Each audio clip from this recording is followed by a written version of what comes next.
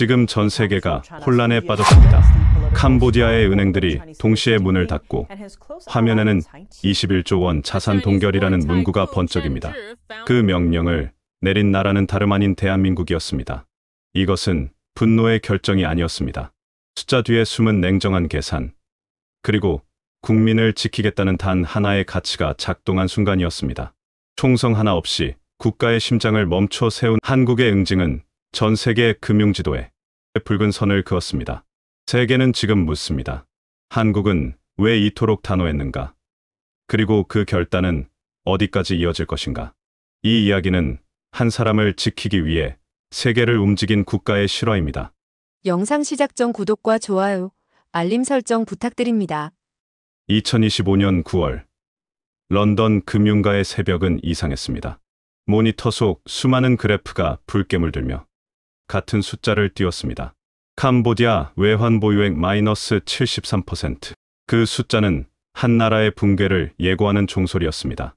그날, 대한민국의 한 문장이 세계 경제를 멈춰 세웠습니다. 국제개발원조 ODA 전면 중단을 결정한다. 짧고 차가운 그 문장은 전 세계 언론의 헤드라인을 덮었습니다.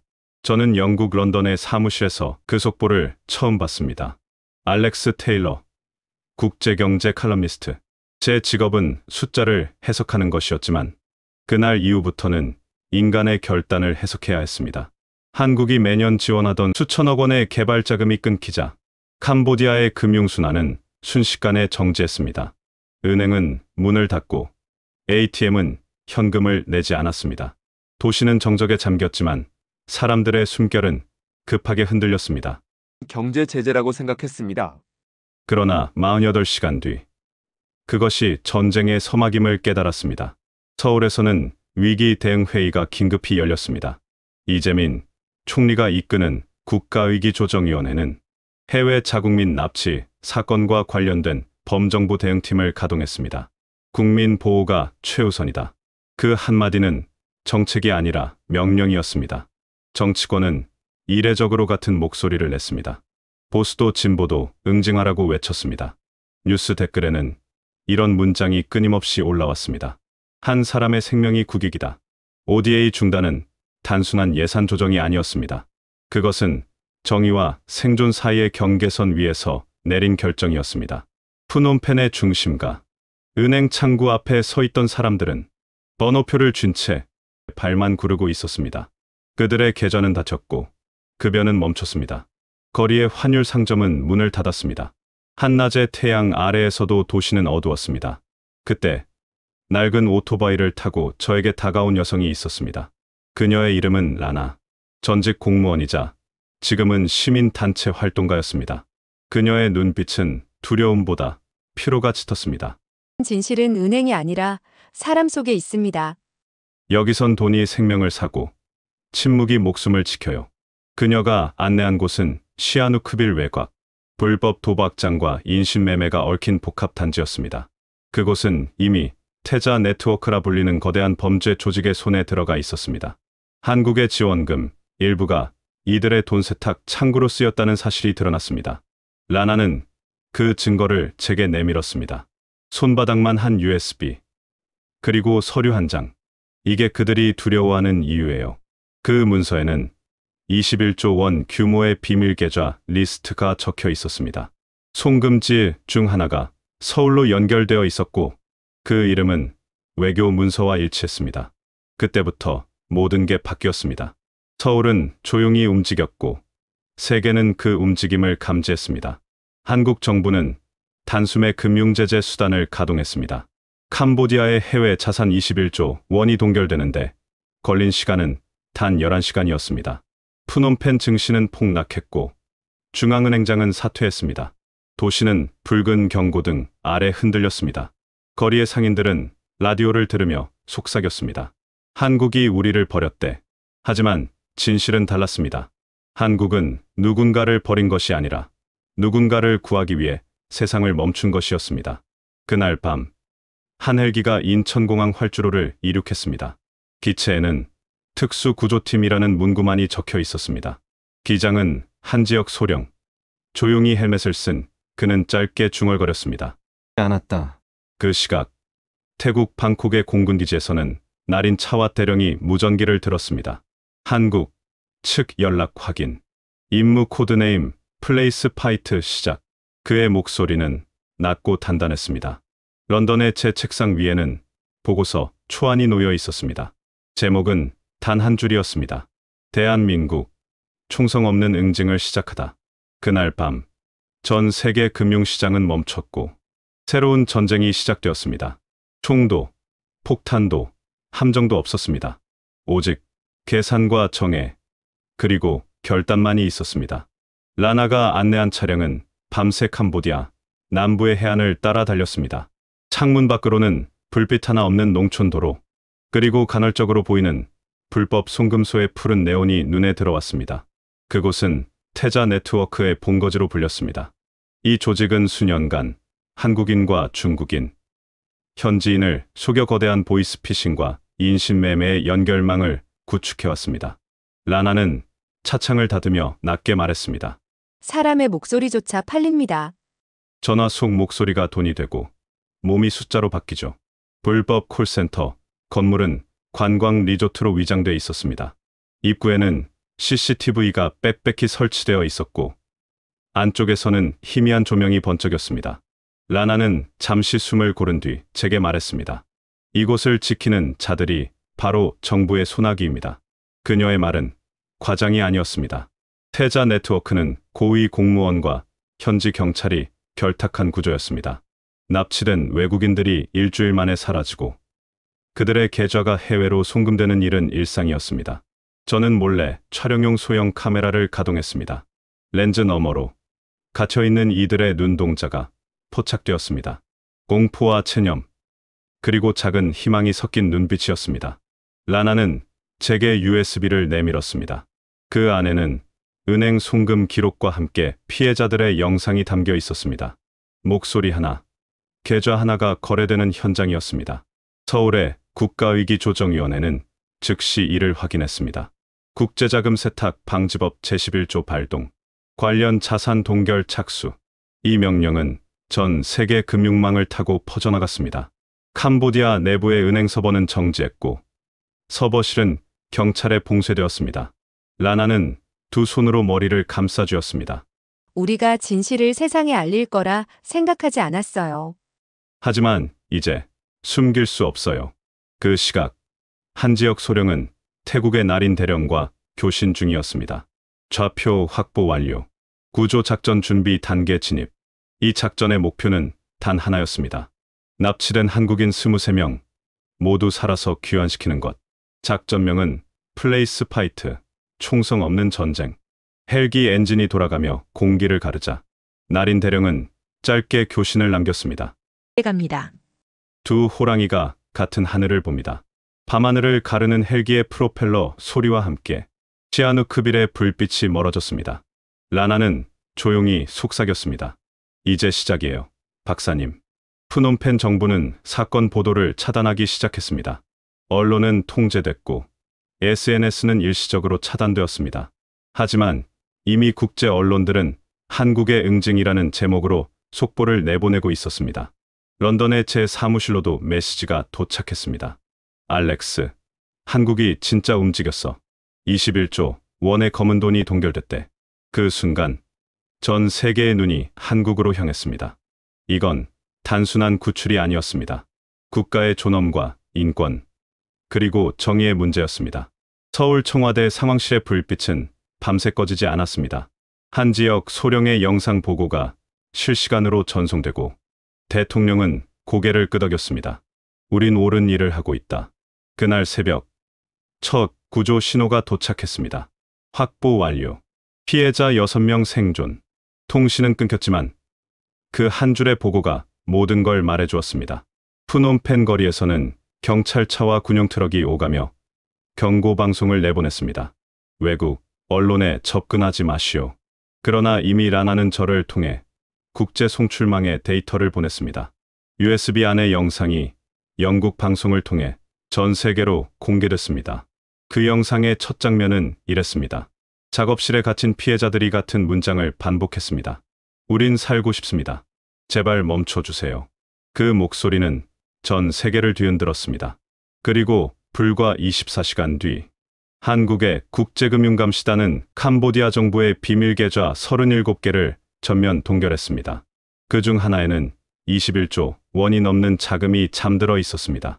이 결정은 세계 경제사에 남을 응징의 순간이었습니다. 총성은 없었지만 그보다 더 큰 폭발이 있었습니다. 신뢰의 붕괴, 그리고 정의의 부활. 라나는 하늘을 올려다보며 중얼거렸습니다.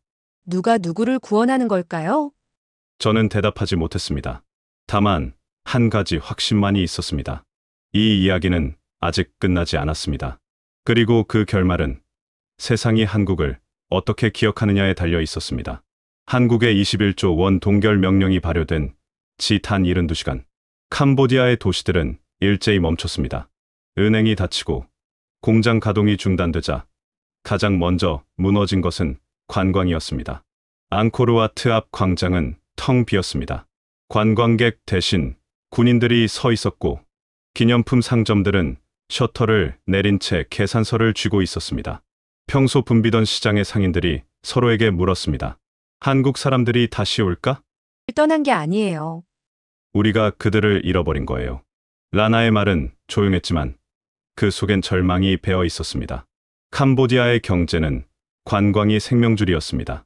그 생명줄을 지탱하던 가장 큰 국가가 한국이었고 이제 그 끈이 끊어진 것입니다. 저는 시장 구석의 커피 상점에서 한 노인을 만났습니다. 그는 관광객을 상대로 작은 숙소를 운영했지만 지금은 하루 한 잔의 커피도 팔지 못한다고 말했습니다. 이건 돈의 문제가 아닙니다. 우린 믿음을 잃었습니다. 그의 말이 끝나자 라나가 고개를 숙였습니다. 그녀의 손에는 주름진 계산서와 갚지 못한 은행 대출 고지서가 함께 쥐어져 있었습니다. 프놈펜 시내로 들어서자 분위기는 더 암울했습니다. 거대한 전광판에는 경제 회복 프로젝트라는 구호가 떠 있었지만 그 옆 뉴스 자막에는 21조 동결 외환 붕괴 정부 긴급회의가 번쩍였습니다. 시민들은 분노하기 시작했습니다. 우린 왜 이 고통을 당해야 하나? 그들은 답을 알고 있었습니다. 이 모든 것이 부패한 권력과 범죄자들의 결탁에서 비롯된 일이라는 것을. 밤이 되자 프놈펜 중심가에 사람들이 모였습니다. 촛불 대신 휴대폰 불빛이 켜졌습니다. 그들의 얼굴에는 두려움과 분노가 함께 비쳤습니다. 군용 트럭이 접근했지만 그 누구도 물러서지 않았습니다. 나는 한 국가가 무너지는 순간을 목격했습니다.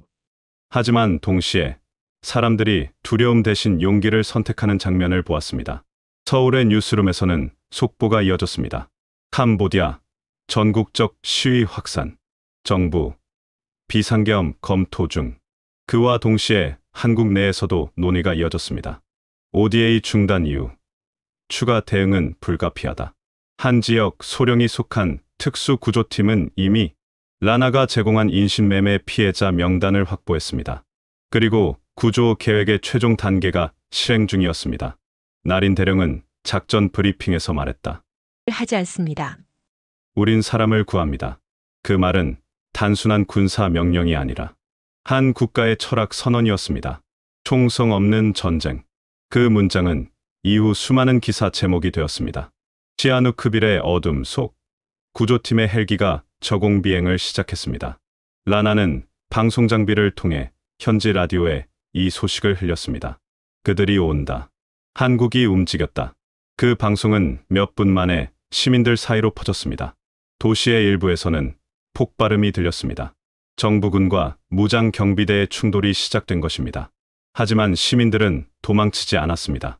그들은 길가에 서서 하늘을 올려다봤습니다. 한 지역 소령은 헬기 안에서 단 한 가지 보고만을 기다렸습니다. 생존자 확보.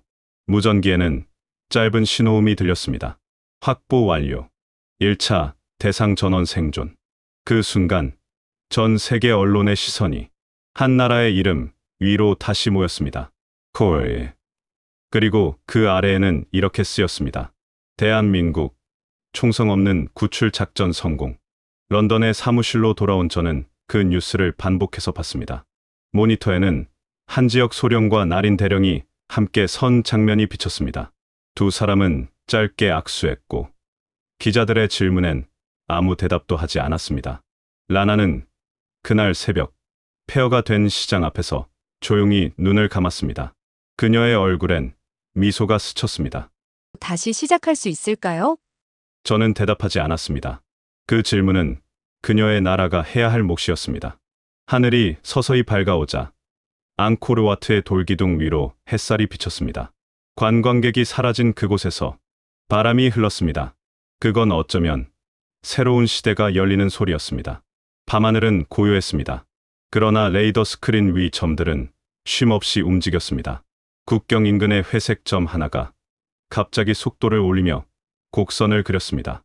그 시각 방콕 외곽 연합작전 통제소에 긴급 경보가 울렸습니다.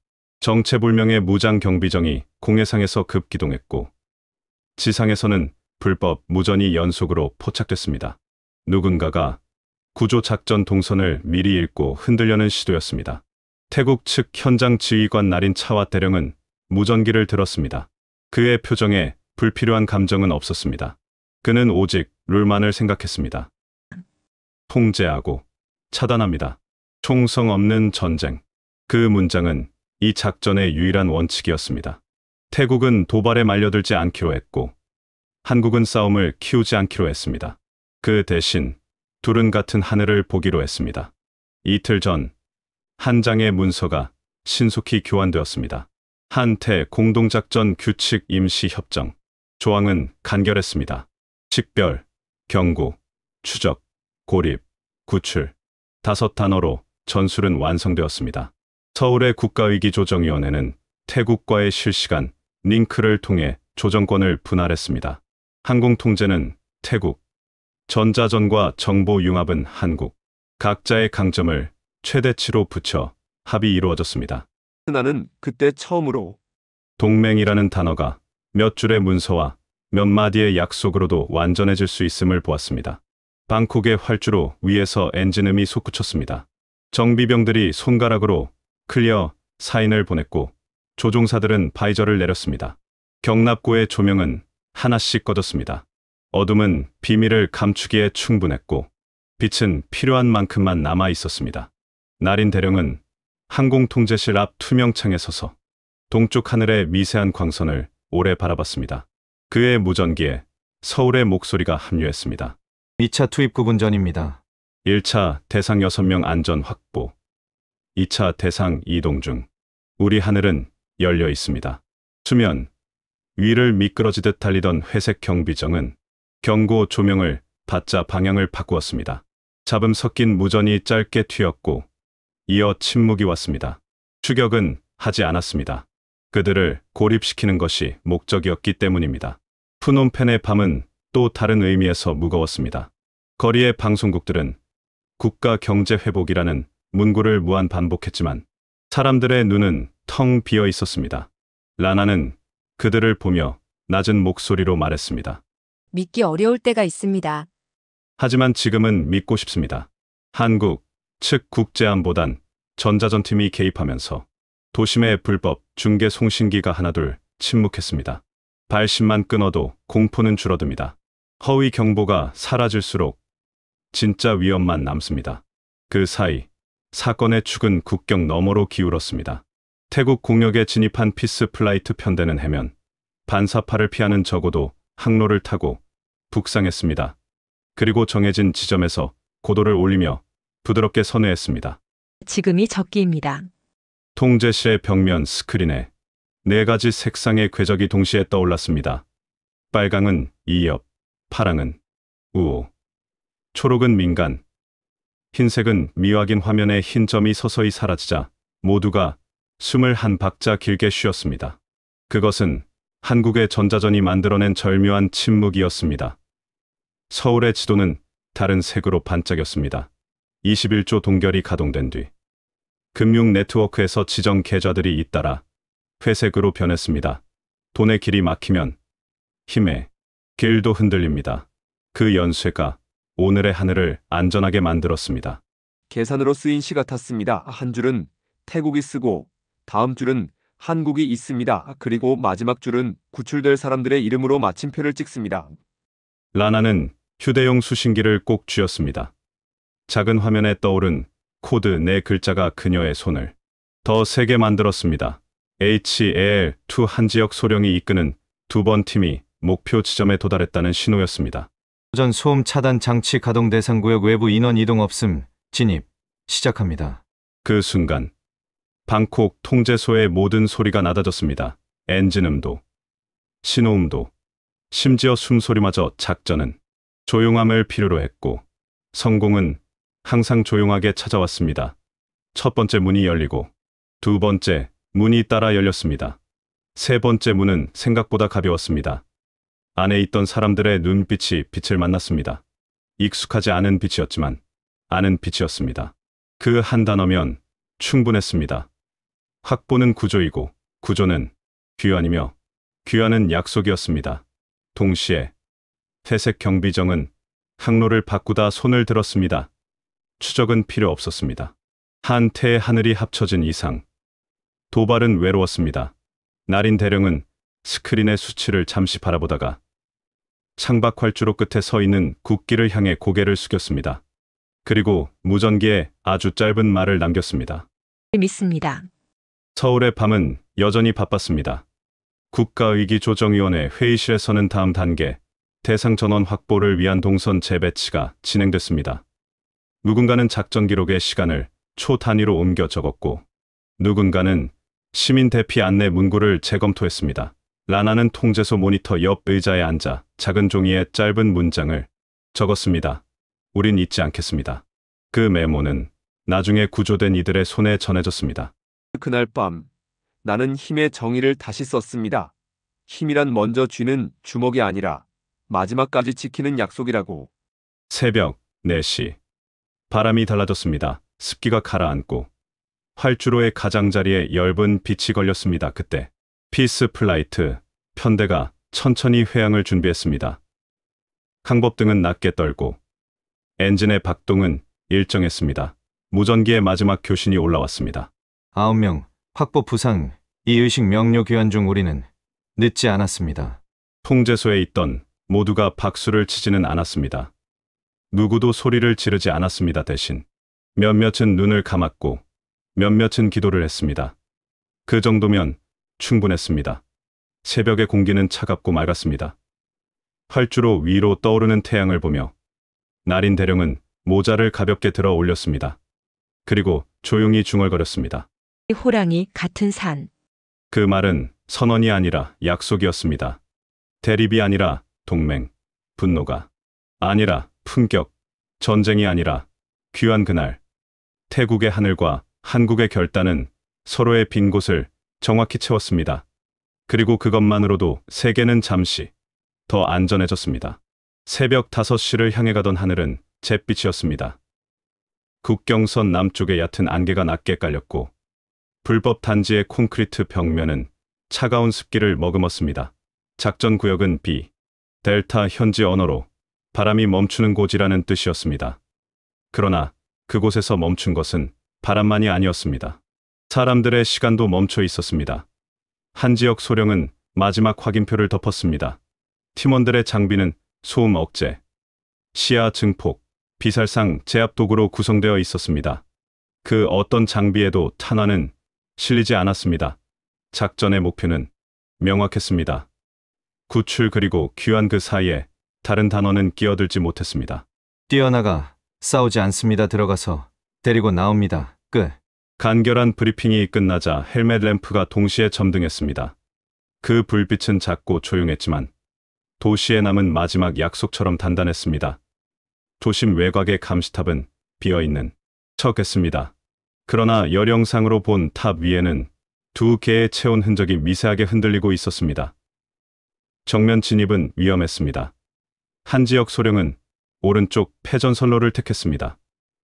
다람 소리를 삼킨 팀원들이 벽면을 타고 이동하자 무전기에 거의 들리지 않는 숨소리만이 이어졌습니다. 라나는 100m 뒤 전파 차단 장비 옆에서 양손을 모았습니다. 그녀의 입술이 아주 천천히 움직였습니다. 나온다면 이 나라도 다시 걷게 됩니다. 연합작전 통제소의 스크린에는 3가지 색의 선이 겹쳐졌습니다. 푸른 선은 구조팀, 초록선은 회수 경로, 회색선은 미확인 움직임. 날인 차와 대령은 의자에서 일어나 스크린 가까이 다가섰습니다. 그의 눈동자가 초록선의 굴곡을 따라 조용히 이동했습니다. 경로 유지. 첫 번째 문은 바깥에서 열리지 않는 구조였습니다. 그러나 오래된 경첩은 방향을 바꾸는 데 익숙하지 않았습니다. 힌지를 풀어내는 데 걸린 시간은 불과 28초. 문이 들리듯 올라가고 그림자 셋이 먼저 들어갔습니다. 안쪽 복도는 비어 있었습니다. 아니, 비어 있는 것처럼 보였습니다. 팀원이 손짓으로 바닥을 짚었습니다. 마른 먼지 위에 발자국이 겹겹이 찍혀 있었습니다. 동선은 A2 구역으로 이어졌고 그 끝에 작은 철문이 하나 걸려 있었습니다. 문틈에서 미세한 호흡 소리가 새어나왔습니다. 내부 다수 거점형 비상탈출구 없음. 한지혁 소령은 고개를 끄덕였습니다. 그는 손목에 시간표를 가볍게 두드렸습니다. 이 작전은 침묵으로 가동되고 속도로 끝나야 했습니다. 첫 번째 제압은 소리 없이 이루어졌습니다. 문 옆 경계 인원 둘은 뒤로 젖혀지듯 앉았습니다. 두 번째 제압은 눈을 감게 하는 빛으로 시작했고 세 번째 제압은 바닥을 조용히 누르는 손으로 끝났습니다. 복도에서 부서지는 것은 아무것도 없었습니다. 오직 움직임만이 방향을 바꾸고 있었습니다. 그때 방 안쪽에서 떨리는 목소리가 들렸습니다. 누군가가 조용히 울고 있었습니다. 작전 문서에 기록된 표적의 수와 울음의 수는 일치하지 않았습니다. 뜻밖의 변수가 포함되어 있다는 의미였습니다. 식별 예상보다 다수 전원 처리한다. 준비. 철문이 열렸을 때 방 안의 공기는 오래된 종이처럼 바스러질 듯 얇았습니다. 낯선 얼굴들이 눈을 가늘게 뜨고 빛을 맞았습니다. 그 눈동자들 사이에서 한지혁 소령은 소년 하나를 먼저 보았습니다. 그의 손에는 낡은 구슬이 달린 끈이 쥐어져 있었습니다. 소년은 말 대신 끈을 흔들었습니다. 세상이 아직 부서지지 않았다는 믿음을 확인하는 움직임이었습니다. 지금 나갑니다. 그 말은 소리가 아니라 문이었습니다. 사람들은 그 문을 통과해 복도로 나와 서로의 손을 잡았습니다. 한 팀원이 속삭였습니다. 숨 쉬세요. 아주 천천히. 통제소의 그래픽에서 푸른 선이 두꺼워졌습니다. 구조팀과 민간인 표식이 한 선으로 합쳐졌기 때문이었습니다. 날인 대령은 손등으로 턱을 한번 쓸었습니다. 그의 눈은 화면을 떠나지 않았습니다. 방콕의 하늘 위, 해안경로, 초입에서 바람 방향이 살짝 바뀌고 있었습니다. 돌아오는 길은 올 때보다 길었습니다. 이동 속도는 절반으로 줄었고 호흡의 간격은 2배로 길어졌습니다. 그러나 누구도 재촉하지 않았습니다. 빨라야 할 것은 마음이 아니라 결정의 정확성이었습니다. 외곽 감시탑의 체온 흔적이 다시 깜빡였습니다. 이번에는 움직임이 더 빨랐습니다. 경계 인원이 교대한 것입니다. 한지혁 소령은 손가락 2개를 세우며 정지를 지시했습니다. 그리고 라나 쪽으로 짧은 신호를 보냈습니다. 라나는 수신기를 들어 귀에 바짝 붙였습니다. 그녀의 목소리는 낮았고 흐르듯 안정적이었습니다. 소등. 주변의 오래된 가로등들이 동시에 숨을 죽였습니다. 밤은 더 어두워졌고 별빛은 더 또렷해졌습니다. 감시탑의 방향 감각이 무너지는데 걸린 시간은 겨우 5초였습니다. 그 사이 사람들은 그림자처럼 벽을 스쳐 지나갔습니다. 마지막 문 앞에서 모두가 멈췄습니다. 문 너머는 자유였습니다. 하지만 자유는 늘 가장 마지막에 열렸습니다. 한지혁 소령은 문 손잡이를 바라보다가 아주 천천히 밀었습니다. 그리고 뒤돌아보지 않고 한 걸음을 디뎠습니다. 바깥의 공기가 폐 깊숙이 들어왔습니다. 바람이 있었고 흙 냄새가 있었고 새벽이 있었습니다. 사람들이 하나씩, 둘씩 세상으로 올라왔습니다. 누군가는 울었고 누군가는 아무 말도 하지 않았습니다. 눈물과 침묵은 모두 살아남은 이들의 언어였습니다. 숫자 17 이동. 그 순간 무전기에서 날인 대령의 목소리가 싹 들어왔습니다. 양호 회수 경로 클리어. 하늘이 열립니다. 헬기의 그림자가 대지 위를 미끄러졌습니다. 프로펠러 소리는 점점 굵어졌고 바람이 흙먼지를 일으켰습니다. 라나는 자리에서 일어나 손을 모았습니다. 그녀의 손끝은 떨렸지만 그 떨림은 두려움이 아니라 안도였습니다. 비상탑승 램프가 내려오자 소년이 가장 먼저 올라탔습니다. 그가 손에 쥔 끈이 햇빛 아닌 빛을 받아 반짝였습니다. 그 뒤로 어른들이, 마지막으로 구조팀이 탑승했습니다. 람프가 올라가고 기체는 허리를 세우듯 부드럽게 떠올랐습니다. 연합작전 통제소의 스크린에서 푸른 선이 활주로를 향해 직선으로 이어졌습니다. 서울의 국가위기조정위원회 회의실에서도 같은 선이 떠 있었습니다. 여러 개의 심장이 같은 박동으로 뛰고 있었습니다. 나는 그 순간을 잊지 못합니다. 누군가를 구하는 일은 세상의 무게를 바꾸는 일이라는 것을. 헬기 내부는 조용했습니다. 한지혁 소령은 마지막으로 좌석 앞 번호를 확인했습니다. 빈자리는 없었습니다. 그 사실 하나로 작전의 모든 정의가 완성되었습니다. 해안 고도에 들어서자 지장은 서쪽 하늘을 한번 바라봤습니다. 항법등의 떨림이 잦아들고 엔진음이 낮은 박동으로 바뀌었습니다. 라나는 눈을 감고 속삭였습니다. 지키러 갑니다. 활주로가 보이기 시작했습니다. 길게 뻗은 콘크리트 위에 동이 트고 있었고 경계등은 하나씩 꺼지고 있었습니다. 날인 대령은 무전기에 아주 짧은 말을 남겼습니다. 착륙 충격은 거의 느껴지지 않았습니다. 문이 열리고 첫 발이 땅을 디뎠습니다. 그 발자국은 세상으로의 복귀였고 숫자에서 이름으로 돌아오는 순간이었습니다. 의료팀이 달려왔고 확인표가 빠르게 채워졌습니다. 전원 생존, 그 줄에 동그라미가 그려졌습니다. 서울로의 귀환 비행이 곧이어 준비됐습니다. 그 비행의 이름은 리멤버 잊지 않는다는 뜻이었습니다. 탑승을 기다리던 사람들 사이에서 소년이 뒤를 돌아봤습니다. 그의 손에 있던 끈이 천천히 멈췄습니다. 세상은 여전히 복잡했지만 그 순간만큼은 단순했습니다. 살아있다는 사실, 그리고 돌아간다는 사실. 보고 끝. 그 말은 작전의 마지막 문장을 닫았습니다. 총성은 한 번도 울리지 않았고 그럼에도 가장 큰 승리가 기록되었습니다. 누군가는 말했습니다. 무혈 승리라고. 그러나 그 말 너머에는 더 중요한 진실이 있었습니다. 피를 흘리지 않으려는 결심, 그리고 끝까지 포기하지 않는 마음. 알렉스 테일러의 레코더가 삑 하고 끝을 알렸습니다. 그는 조용히 버튼을 눌렀습니다. 없이 이겼습니다. 그리고 모두를 데리고 돌아왔습니다. 그 문장은 그날의 하늘처럼 담담했습니다. 하지만 오래 남았습니다. 사람들이 귀환하는 장면은 국가가 무엇인지 다시 가르쳐 주었고 그 가르침은 앞으로의 세계에도 유효할 것입니다. 해가 떠오르던 그 아침, 전 세계 금융망의 일부가 동시에 회색으로 변했습니다. 서버의 상태등이 초록에서 회색으로, 회색에서 다시 검은 점으로 바뀌는 데 걸린 시간은 1초도 되지 않았습니다. 수십 년 동안 쌓인 비밀 계좌, 알파벳과 숫자로만 표기된 차명, 그리고 국가와 범죄의 경계에 서 있던 거짓의 길들이 한 줄씩 지워졌습니다. 서울의 국가위기조정위원회 상황실. 분단위 브리핑을 마친 실무진들이 한 호흡 길게 들이켰습니다. 벽면 스크린에는 단어 하나가 커다랗게 박혔습니다. 동결 21조. 이 결정을 시행한 주체는 하나가 아니었습니다. 한국의 국제금융감시단, 다자간 불법자 산공조 네트워크, 그리고 우호국의 금융감독 기관들이 동시다발적으로 움직였습니다. 법적 근거는 국제자금 세탁방지 협정과 각국의 범죄 수익 환수법, 그 위에 제외 시민의 생명보호라는 명확한 목적이 놓였습니다. 법은 종이 위의 문장이 아니었습니다. 사람들을 데리고 돌아오는 길을 열어주는 하나의 도구였습니다.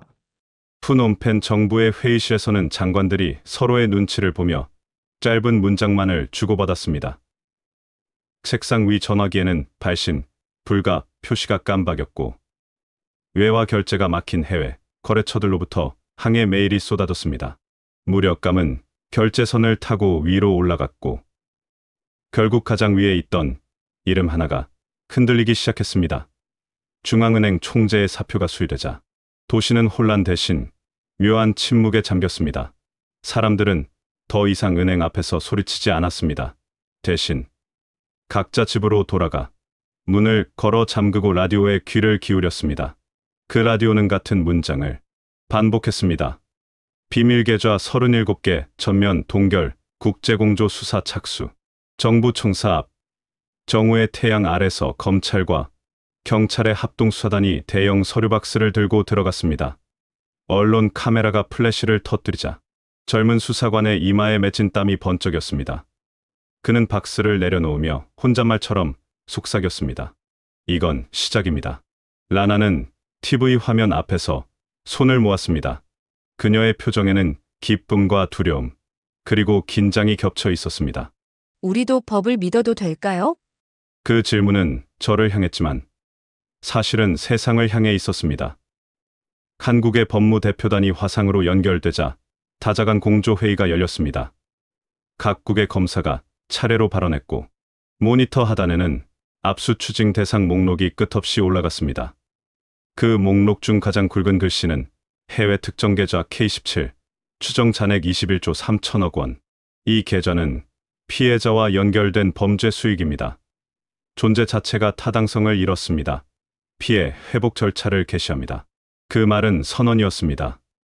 그리고 선언은 실행으로 번역됐습니다. 계좌의 입출금 권한이 박탈되고 수탁은행은 즉시 보관 의무를 확인했습니다. 국제법이 요구하는 모든 서류와 절차가 몇 시간 만에 쌓여갔습니다. 프놈펜에서 첫 체포 소식이 전해진 건 오후 3시였습니다. 경찰 특수부대가 정부 청사 내 별관을 급습했고 비공식 회계장부와 현금 다발, 암호화폐 하드월렛이 확보됐습니다. 그 하드월렛의 비밀번호는 직원의 흔들리는 손가락 아래 천천히 해제되었습니다. 나는 그 장면을 기록으로만 보았지만 그때 느낀 감정은 하나였습니다. 끝이 아니라 정리의 시작이라는 감정. 저녁이 되자 프놈펜 주요 교차로의 군용차 대신 구급차가 서기 시작했습니다. 시민들이 모여든 곳은 시위 현장이 아니라 자원봉사자들이 설치한 간이 배식되었습니다. 따뜻한 국 한 그릇이 사람들의 어깨를 펴게 만들었고 그릇을 건네는 손과 받는 손이 짧은 인사를 나누었습니다. 서울에서는 국가위기조정위원회가 긴급 브리핑을 열고 피해자 회복 절차를 공표했습니다. 범죄 수익 환수금의 일부를 국제피해자 지원기금으로 우선 배정, 의료심리법률 지원을 전담하는 귀환회복 원스톱 센터 가동 브리핑룸의 조명은 눈부시지 않았고 마이크 앞에 목소리는 낮고 분명했습니다. 오늘의 조치는 복수가 아니라 회복입니다. 우리는 돈을 멈추었고 이제 삶을 다시 움직이게 하겠습니다. 그 말은 지도자들의 연설보다 강했습니다. 왜냐하면 그것은 이념이 아니라 절차의 언어였고 분노가 아니라 회복의 기술이었기 때문입니다. 밤 9시 프놈펜 총리실에서 긴급 성명이 나왔습니다. 새 정부 출범을 위한 과도, 내각 구성, 부패 연루, 고위직 전원 직무정지, 국제공조 수사에 전면 협력, 문서 끝에는 국민의 생명과 명예를 되찾는 일에 모든 권한을 사용하겠다. 라는 문장이 적혀 있었습니다. 도시는 그제야 숨을 길게 내쉬었습니다. 긴 하루가 지나가고 수십 년의 그림자가 함께 밀려나는 듯했습니다. 알렉스 테일러. 저는 그날 밤 메모를 정리했습니다. 제 메모 첫 줄은 이렇게 시작했습니다. 한국은 총성 없이 심장을 멈추었고 다음으로는 다시 뛰게 만들었다.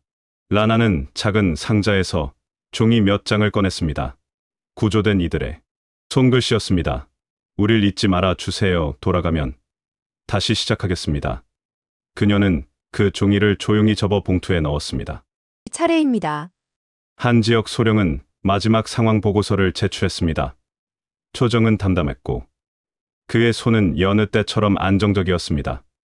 보고서 마지막 줄에는 전원 귀환, 추가 피해 없음, 임무 종료 라고 적혀 있었습니다.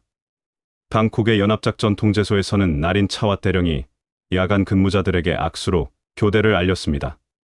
그는 창밖 활주로 끝에 작은 불빛을 바라보다 무전기에 한 줄을 남겼습니다. 우리 하늘은 조용합니다.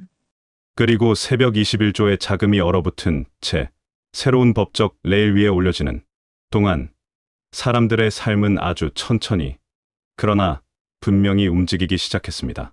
종종 힘을 주먹으로 상상합니다. 하지만 오늘 힘은 서명으로, 절차로, 그리고 귀환으로 나타났습니다. 그 문장을 마침표로 찍는 순간 라디오에서 익숙한 음악이 흘렀습니다. 조용한 현악과 피아노 도시는 여전히 피곤했지만 그 음악은 한 가지 사실을 알려주었습니다.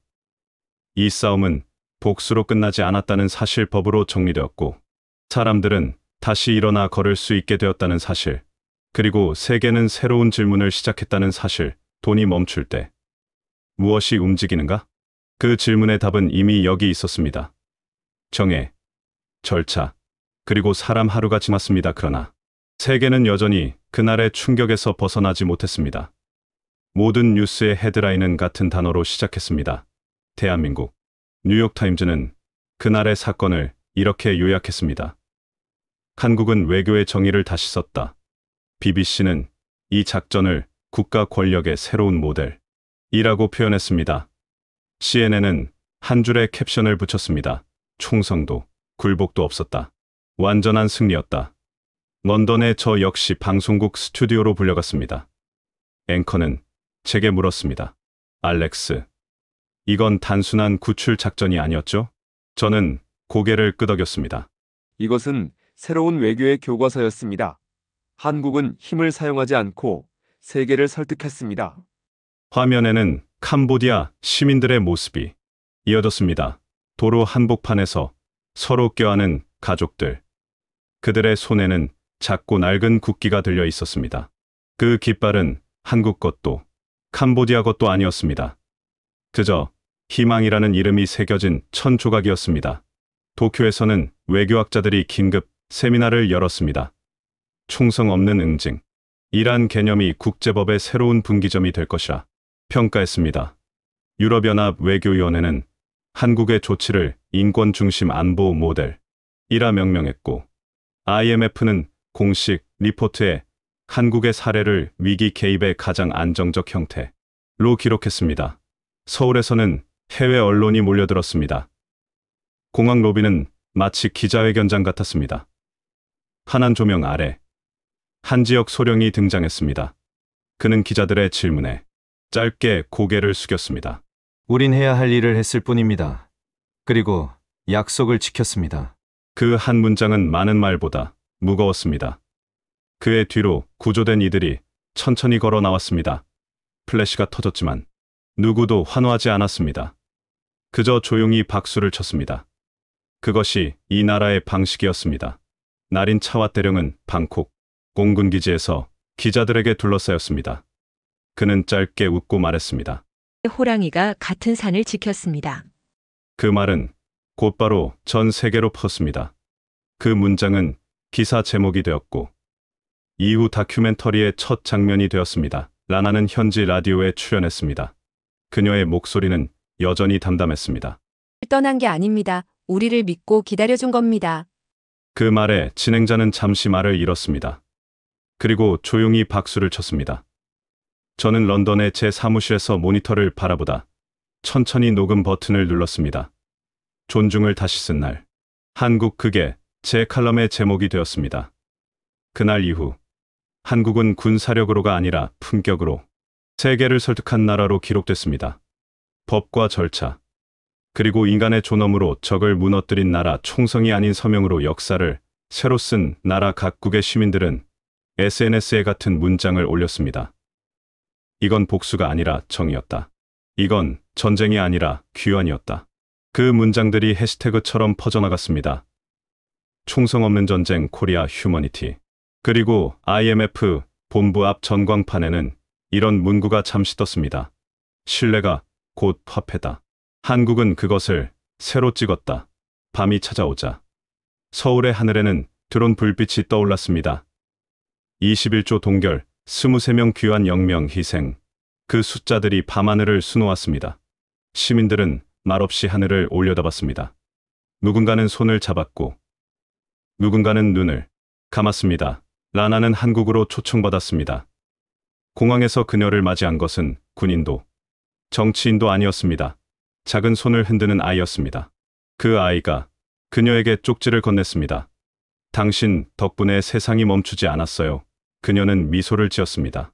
우리가 함께 쓴 이야기네요. 서울 한강변에서는 시민들이 자발적으로 모여 촛불을 들었습니다. 그 촛불은 시위가 아닌 감사의 불빛이었습니다. 그들은 서로에게 인사했습니다. 돌아와줘서 고마워요. 그 불빛들이 한강 위에 반사되어 일렁였습니다. 저는 마지막으로 녹음기에 전원을 껐습니다. 메모 마지막 줄에 이렇게 적었습니다. 한국은 세상을 바꾸지 않았다. 세상이 한국을 따라 바뀌었다. 새벽 1시. 런던의 창밖으로 가을비가 내렸습니다. 그리고 라디오에서 들려온 앵커의 마지막 문장은 이 모든 이야기를 정리했습니다. 21조를 올렸지만 수십억의 마음을 녹인 나라 며칠이 흘렀습니다. 모든 구출자들이 안전하게 귀국했고 서울은 다시 평범한 일상으로 돌아왔습니다. 그러나 그 평범함 속에는 한 나라가 남긴 거대한 흔적이 고요히 자리하고 있었습니다. 한강변에는 사람들의 발걸음이 이어졌습니다. 그들은 촛불도 피켓도 들지 않았습니다. 대신 작은 흰 리본을 묶었습니다. 그 리본 위에는 단 한 줄의 문장이 적혀 있었습니다. 우린 잊지 않습니다. 라나는 그날 한강 다리 위에 섰습니다. 햇살이 물 위를 부드럽게 흔들고 바람이 머리카락을 스쳤습니다. 그녀는 고개를 들어 서울의 하늘을 바라봤습니다. 멈춘 적이 없었네요. 그냥 잠시 우리를 기다려준 거예요. 그녀의 옆에는 한지혁 소령이 있었습니다. 그는 여전히 말수가 적었습니다. 단정하게 펴진 군복 위 작은 금색 배지가 반짝였습니다. 싸우는 게 아니라 버티는 거죠. 라나는 고개를 끄덕였습니다. 그녀의 손에는 구출된 아이가 건넸던 낡은 구슬끈이 있었습니다. 그 끈을 한강물 위로 살짝 던졌습니다. 끈이 빛을 받으며 천천히 가라앉았습니다. 그리고 그 물결이 반사된 곳에 한 줄기 햇살이 길게 떨어졌습니다. 저는 그 장면을 카메라로 찍지 않았습니다. 그건 기록이 아니라 기억이어야 했기 때문입니다. 서울 시내 곳곳에서는 귀환 프로젝트가 진행 중이었습니다. 피해자들을 위한 의료센터와 상담소가 세워졌고 전 세계로부터 감사 메시지가 도착했습니다. 당신들의 결단은 인류의 희망을 되살렸습니다. 그 메시지들 중 하나가 런던의 제 사무실에도 도착했습니다. 당신들이 보여준 건 국가가 아니라 인간이었습니다. 문장을 읽는 순간 저는 처음으로 기자라는 직업의 무게를 실감했습니다. 나는 세상을 보았지만 그날은 세상이 나를 보았습니다. 방콕의 공군기지에는 아직도 활주로 위에 희미한 자국이 남아 있었습니다. 그건 피스 플라이트가 착륙했던 자리였습니다. 날인 차와 대령은 그곳을 천천히 걸었습니다. 그의 뒤에는 젊은 조종사들이 따라왔습니다. 그는 고개를 돌리지 않고 짧게 말했습니다. 싸움은 무기를 들 때가 아니라 손을 잡을 때 끝납니다. 그 말은 교육용 슬로건으로 남았고 그 기지는 훗날 날인 평화훈련센터라는 이름으로 바뀌었습니다. 라나는 캄보디아로 돌아가기 전 서울역 근처 작은 카페에서 저를 만났습니다. 그녀는 따뜻한 차를 한 모금 마시며 조용히 웃었습니다. 세상이 다시 돌아가고 있어요. 이번엔 좀 더 천천히 하지만 제대로요. 저는 미소로 대답했습니다. 그녀가 떠난 뒤 창밖에 앉은 비둘기 한 마리가 날아올랐습니다. 그 날갯짓이 묘하게 평화로웠습니다. 아무도 환호하지 않았고 누구도 훈장을 원하지 않았습니다. 그저 각자의 자리에서 우린 늦지 않았다. 는 사실만 기억했습니다. 며칠 뒤 한국 대통령이 국민에게 보낸 짧은 영상 메시지가 공개되었습니다. 화려한 연설도 정치적 언급도 없었습니다. 그는 단지 카메라를 바라보며 말했습니다. 국민을 지키는 일에는 조건이 없습니다. 우린 멈추지 않았고 앞으로도 그러할 것입니다. 그 영상은 단 하루 만에 전 세계로 퍼졌습니다. 수많은 사람들은 그 영상을 보며 댓글을 남겼습니다. 이건 정치가 아니라 인간의 이야기다. 그리고 한강 다리 아래 밤마다 누군가 작은 조명을 켜두기 시작했습니다. 그 빛은 물결에 흔들렸고 멀리서 보면 마치 별이 강 위에 떨어진 듯 보였습니다. 사람들은 그 조명을 한강의 약속이라 불렀습니다. 그 빛은 매일 저녁 9시 조용히 켜졌다가 자정이 되면 꺼졌습니다. 누가 처음 켰는지는 아무도 몰랐습니다. 하지만 모두가 알고 있었습니다. 그 불빛이 켜진다는 것은 이 도시가 아직 사람을 잊지 않았다는 증거라는 것을. 흐르고 있습니다. 그리고 그 강이 흘러가는 한 이 이야기는 끝나지 않을 것입니다. 카메라를 껐습니다. 기록은 멈췄지만 이야기는 계속되었습니다. 밤하늘에 드론 조명이 또 한 번 켜졌습니다. 플레이스, 휴머니티, 코리아, 그 세 단어가 천천히 회전하며 한강 위에 반사되었습니다. 그 빛 아래 사람들이 고개를 들어 하늘을 보았습니다. 누군가는 눈을 감고 누군가는 손을 잡았습니다. 그 순간 세상은 다시 멈춘 듯 고요했습니다. 하지만 그것은 정지의 고요가 아니었습니다. 새로운 시작의 정적. 그날 밤 한강은 세상에서 가장 조용한 나라의 가장 큰 약속을 품고 흘렀습니다.